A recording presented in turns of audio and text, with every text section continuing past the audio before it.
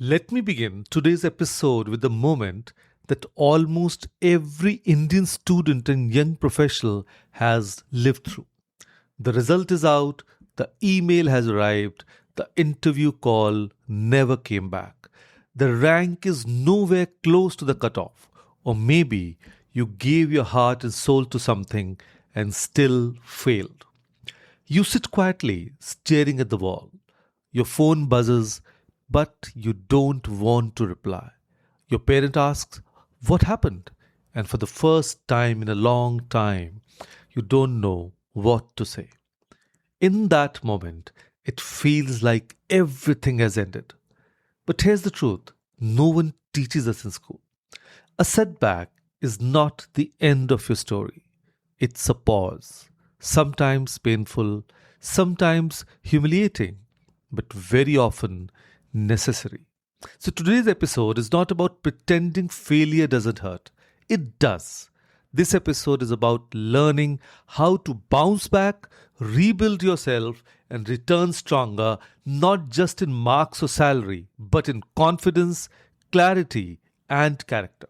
Now, if you're listening from Ghaziabad, Delhi NCR, or any corner of India or the world, and you feel life has pushed you back a few steps, stay with me. This episode might be exactly what you need.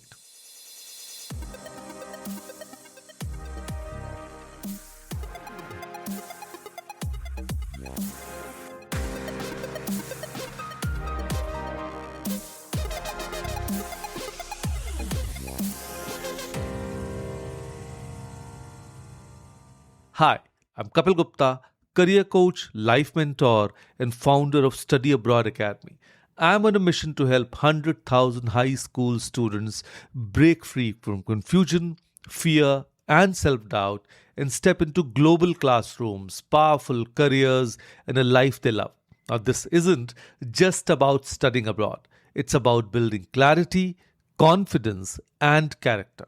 I do it with coaching, mindset work, and the game changing power of graphotherapy because students deserve more than just guidance, they deserve transformation. Let's dive in. One of the biggest mistakes we make after a failure is this: we confuse the event with our identity. You fail an exam, and suddenly you say, "I'm not intelligent." You get rejected in an interview, and suddenly you say, "I'm not good enough." You lose a job, and suddenly you say, "My career is over." But setbacks are not verdicts, they are data points. Think about it like this: if you're preparing for an entrance exam like JEE, NEET, or UPSC, and you don't clear it in the first attempt, does it mean you are incapable? Or does it simply mean your current strategy didn't work? So, according to studies on learning and resilience, people who view failure as feedback are over 40% more likely to succeed in subsequent attempts. The difference is not talent, it's interpretation. Even some of India's most respected achievers faced repeated setbacks. Dhirubhai Ambani failed in multiple ventures before Reliance took shape. APJ Abdul Kalam was rejected by the Indian Air Force. These failures did not define them, they refined them. So, the first step to bouncing back is this mindset shift. This happened to me, but this is not who I am. So, once you separate your self worth from the outcome, recovery becomes possible. See, after a setback, the mind goes into chaos mode. Thoughts race, emotions feel heavy, and that is why the next steps must be small and immediate. So, let me share something practical. The first thing is grounding. When something goes wrong, take 5 minutes, sit quietly, breathe slowly, inhale for 4 seconds, exhale for 6. This simple practice reduces stress hormones and brings your nervous system back to balance. And next, write, not an essay. Just answer 3 questions on paper. What exactly went wrong? What is in my control right now? What can wait? Let me repeat the three questions. What exactly went wrong? What is in my control right now? And what can wait? Now, this is not journaling for poetry. This is mental first aid. And now comes a very Indian challenge: communication with family. In our culture, failure often feels like a family event. Parents worry, relatives compare. The key is to communicate calmly and clearly. You don't need to justify everything. You only need to say, "This didn't work. I'm reviewing my next steps. I need some time." Clarity reduces pressure, and silence increases assumptions. So, setbacks hurt less when you take back agency, even in small ways.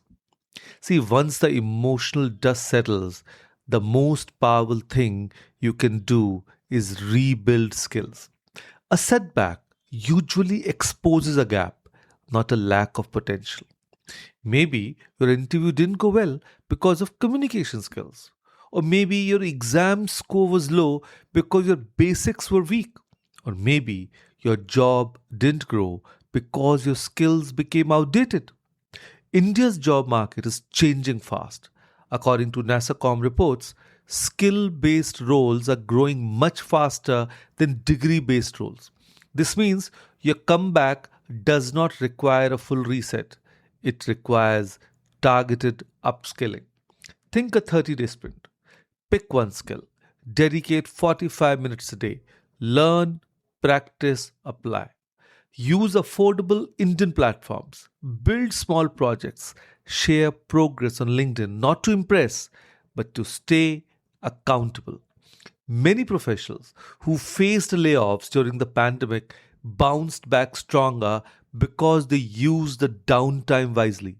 They didn't panic, they prepared. A setback gives you one hidden gift: time to rebuild yourself intentionally. And one thing most people forget during setbacks is this: you don't have to do it alone. Yes, let me say it again. You don't have to do it alone. In India, relationships matter deeply. Alumni groups, seniors, teachers, colleagues, even old classmates all form a powerful safety net if you use it wisely. But asking for help is a skill. You don't say, "Please fix my life." You say, "I faced a setback. I would appreciate your guidance on my next step." Respectful honesty open doors. Many opportunities in India come through referrals, recommendations, and conversations, not job portals. A simple WhatsApp message, a LinkedIn note, or a coffee meeting can change your direction. Mentorship shortens recovery time. It gives perspective when your own vision is clouded. Remember, strong people ask for help, weak people pretend everything is fine. And finally, let us talk about something that often gets ignored: well being. You cannot bounce back if you're constantly exhausted.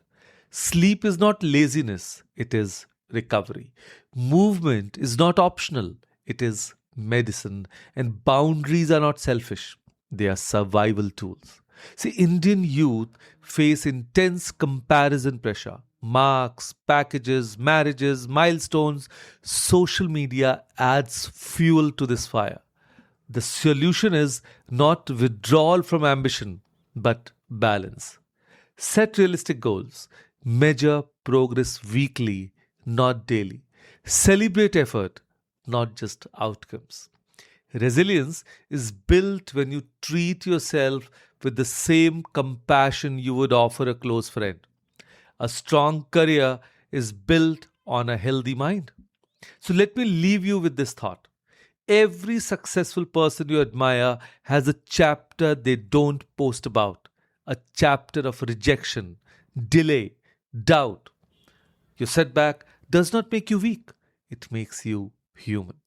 What defines you, not how hard you fall, but how honestly you stand back up. Life will always push you back many times, but each time you return wiser, calmer, and more aware, You're not starting from zero, you're starting from experience. So here's your action step. Tonight, write down one setback that still hurts you, and next to it, write one lesson it taught you, and then write one small action you'll take in the next 48 hours. Do not overthink. And if this episode helped you breathe a little easier, share it with someone who needs hope today. Subscribe to the Kapeel Gupta Career PodShow, and remember, setbacks don't stop careers, giving up does.